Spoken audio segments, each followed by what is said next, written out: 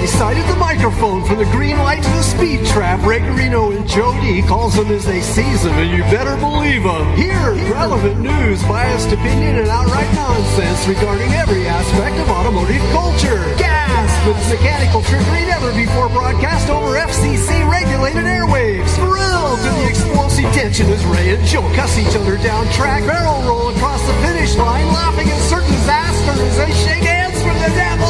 All that and so much more at high noon this Sunday on the Motormouth Radio Hour. Call in and speak live with the Wizards of Speed and the Live Feed, Ray Garino and Joe D. Bring the whole family. Kids under 12 get in free every Sunday at noon on WHPC. Take the Hempstead Turnpike to the Meadowbrook Parkway and look for the no parking on the expressway and no express service on the Parkway sign. Go right on Highway 24 to Garden City. $2 all-day parking includes pit pass. Yeah!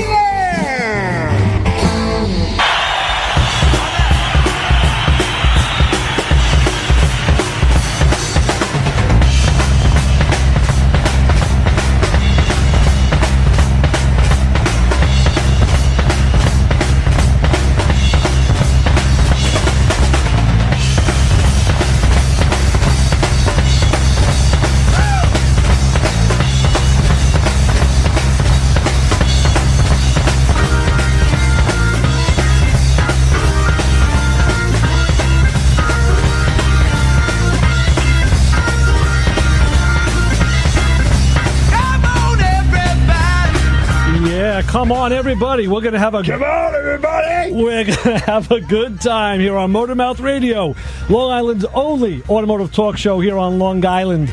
Long Island. With your host, Ray Guarino, his co-host, wingman, mentor, and man at the con when I step aside, Joe D. Yeah, just hold it up this side of the microphone. We're just kicking out with some foot-stomping music today because that's just the kind of day it is, Joe. Yes, definitely it's time for some stomping. Oh, yeah. I would like just to get the circulation back on my feet. I would like to play, Renegade for Rob's last caller who called. But it's a 6-minute song, and yeah. I do have it in my phone. Actually. Of course you do. Steppenwolf 7. Great choice. Heck yeah! I mean, that would definitely be cool. However, we also have some car stuff to talk about too. We certainly do. So, where do you want to kick this off? We got a lot of things to talk about. I think first let me say that people can get in touch with us. You can give us a call and get in on this at 516-572-7440. Check us out on the web, motormouthradio.com. Twitter, Motormouth Radio, and Joe's favorite, Instagram. _! Real Motormouth Radio. We're going to talk about, so that's, you follow us and like us, and we may follow you back and all that cool stuff. Yeah, and you could also see what we're up to, and you could make fun of us at will. You could call us out on it. You could do all kinds of stuff. Yeah. And there is something I have to follow up on, because this week I did put a post up. You just asked me about it before.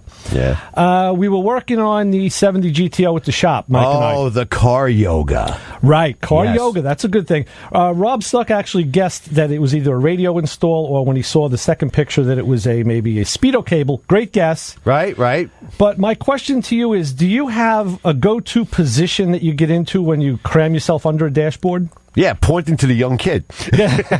Well, I do. And what happened was I was working on Mike's car. I was actually under the dash, head all the way up in the footwell. And, now, of course, your low back is right across the sill, which is now great for your low back. But what happens to me when I'm in that position is my right hip, my sciatica starts to act up.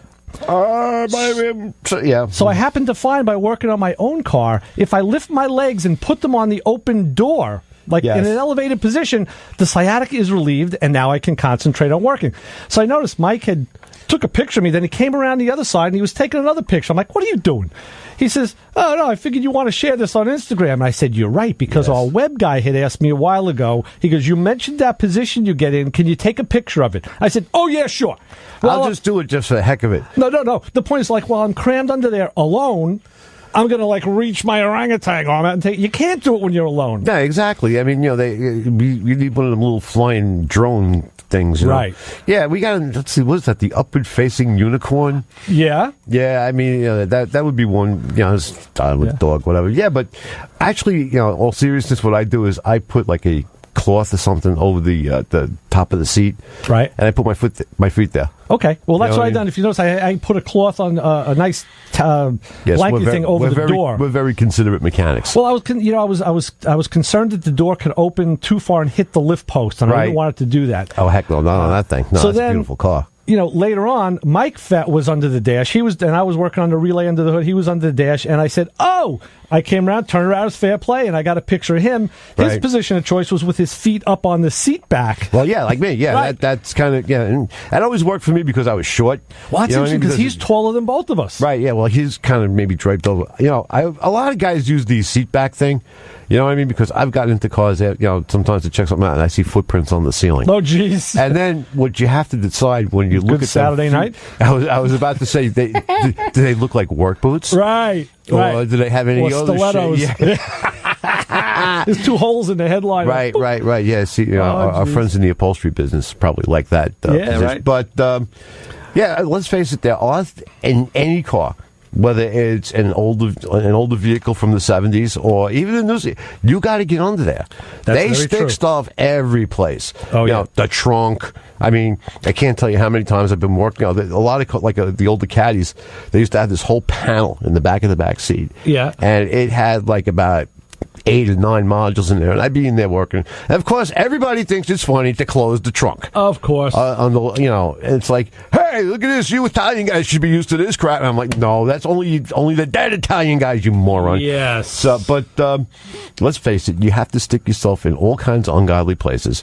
Very true. Very true. Under the seat, they've got stuff under the seat. Oh, true.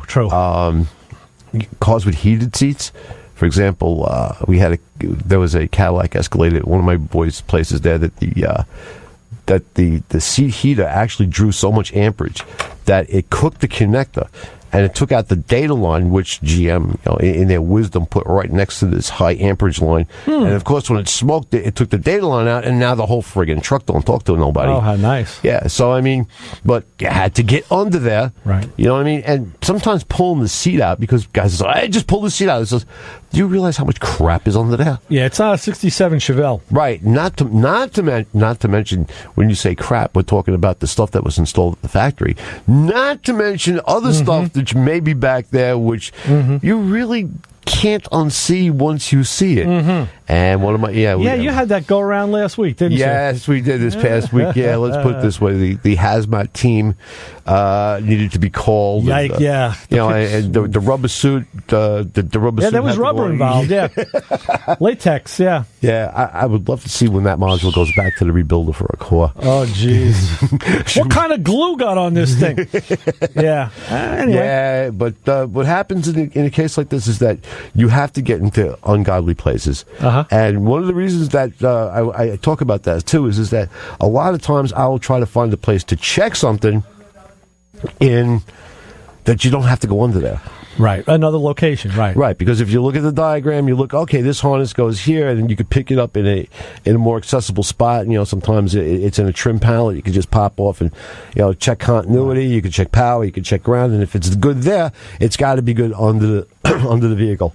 Under the whatever thing is in your way. Well, unless the wires broke. Yeah, yes and no. I mean, if you've got if you got, like, say, if you're checking a signal wire, the signal coming out of the module, if the wire was broke, it wouldn't be there. Power and ground, absolutely, I agree with you 110%. But a lot of times you do process of elimination with that other stuff. Yeah. So the answer to the question was we weren't doing a speedo cable or a radio. What we were doing is hooking up a relay that was going to power the new electric choke and also will in the future power the HEI distributor. Electric choke. So on a Quadrajet. Yeah, I know. That's didn't cool. have it. Nice kit from Carb Junkies. If you check them out, carbjunkies.com, they have some cool stuff. And what we were doing is I was under there trying to find a suitable ignition source, feed, which I ended up doing twice. And then Mike, when he was under there, we decided to wire in a kill switch. Right. So I said, look, pick your spot and have at it. So we took turns, and that's what we were doing. But the point of the whole thing is, You can go to Instagram. It was only a couple days ago, 2 days ago, or I think it was, or was it?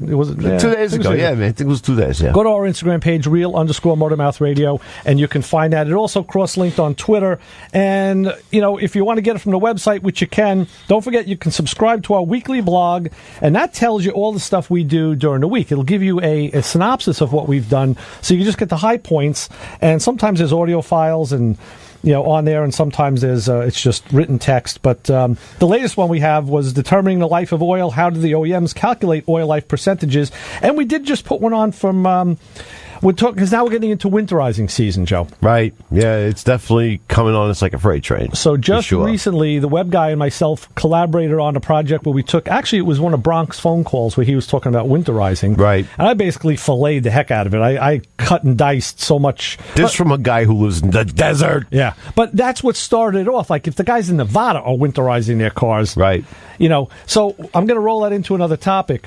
I know I've said this to you. I've said it to listeners too. I said the best way to winterize your car is drive it. Exactly. Never put it to let it go to sleep there. If you're going to put it to sleep, then you got to put it into the whole suspended animation thing. Right. But and of course, if there's 2 feet, 3 feet of snow and it's slushy, don't take the car out. If it's, hell no. That we know that. But other than that, if it's cool and dry, drive it. So. What happened was this past week, just on Friday, Steve Linden, our good friend, author, and car praiser, wrote a column in Newsday about just that, about winterizing, and he echoed that sentiment.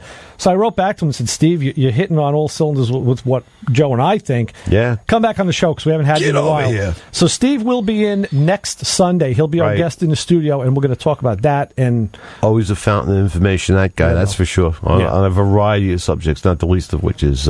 exactly. Yeah, because I'm sure he sees cars that have been in quote-unquote storage in all different states of conscientiousness or not. Like some of them are just like, oh, look at this, I put a pool toy on it. Okay, it's winterized. Right. And there's other people who go through the whole mummification with the cover. Mm-hmm. And or 5 or 6 covers. Yes, and the jack stand and the thing in the tailpipe. And that's what Bronk was talking about. Yeah. Now that's a question that I've always... pondered and talked about, and I've read what the experts have said. They talk about tires. Some people say raise the car, unload the suspension, but you want the tires to just be touching the ground. Just touch, yeah. And I'm thinking, how hard that is to do without having a pneumatic jack stand? Right. With that scissor lift you could do it. Yes, right. But with the jack and jack stands, it's almost impossible.